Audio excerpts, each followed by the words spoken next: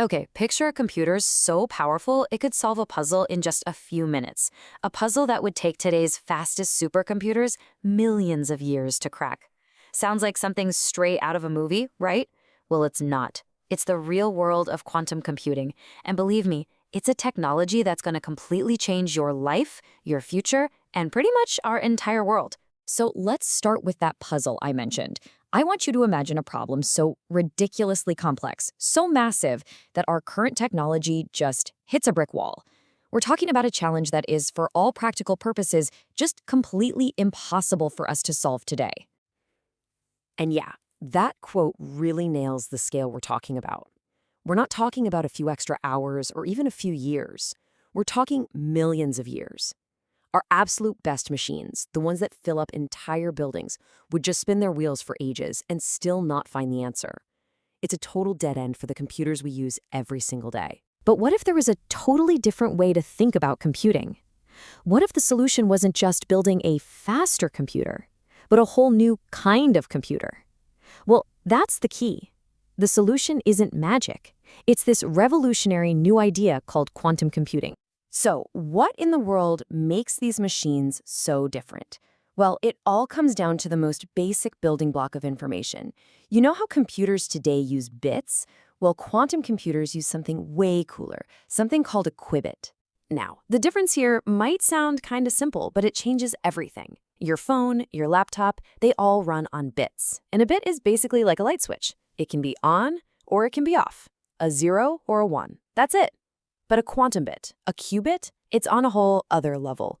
It can be a 0, it can be a 1, or, and here's the mind-bending part, it can be both at the exact same time. How is that even possible, you ask? Well, it's all thanks to a super weird rule from the strange world of quantum physics called superposition. This is the secret sauce. It's a fundamental rule of the universe at the tiniest scales, and it's what lets these qubits exist in a mix of states all at once. And because a qubit can hold all these different values at once, a quantum computer can explore a massive number of possibilities at the exact same time. Instead of checking answers one by one, like a regular computer has to, it gets to check this huge landscape of potential solutions all in one go. Okay, so this thing can check a ton of possibilities at once. What does that actually mean for us? In the real world, what can this incredible power really do? To get a feel for the jump in power we're talking about, let's use a simple analogy. Think about it like this. If your normal everyday computer is like a bicycle, which is a fantastic invention, right? It gets you around town just fine, then a quantum computer is a rocket ship. It's not just a faster bike, it's a completely different class of machine, built to take us to places we could never, ever reach before. And where can this rocket ship take us? Well, imagine designing brand new medicines by perfectly simulating how molecules work, a task that's impossible today. Or what about creating truly unhackable encryption to keep all our data safe? Or even optimizing global shipping routes or giant factory production lines in seconds, saving incredible amounts of energy and time. And I really want you to get this. This isn't just a theory anymore. The rocket is already on the launch pad. Back in 2019, Google built a quantum processor they called Sycamore, and they used it to prove something called quantum supremacy. They gave it a super specific, super complex problem to solve, and they calculated that it would take the world's most powerful supercomputer at the time about, get this, 10,000 years to finish the calculation. So what about Sycamore? How long did it take? It found the answer in just 200 seconds. Let that sink in. From 10,000 years down to about 3 minutes. That is the kind of power we're talking about.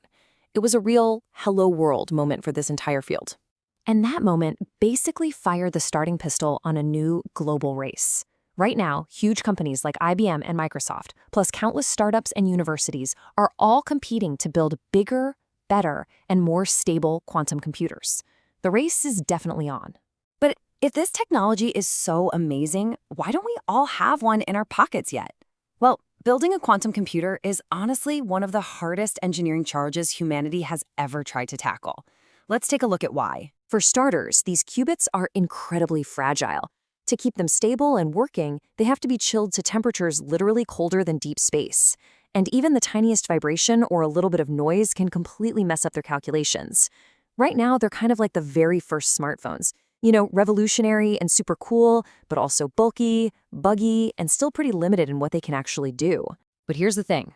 Scientists and engineers are chipping away at these problems every single day. So, let's fast forward a bit. What happens when we finally solve these challenges?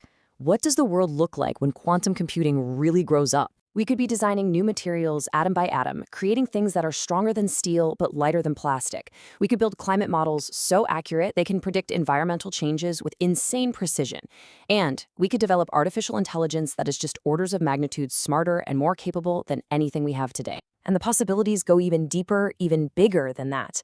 With this level of computing power, we might finally be able to simulate and understand the most profound mysteries of our universe. From figuring out what's really going on inside a black hole, to maybe even seeing what the universe was like at the very beginning of the Big Bang. So this incredible, almost unbelievable power is coming, and it's going to be here within our lifetimes, which leaves us with the most important question of all.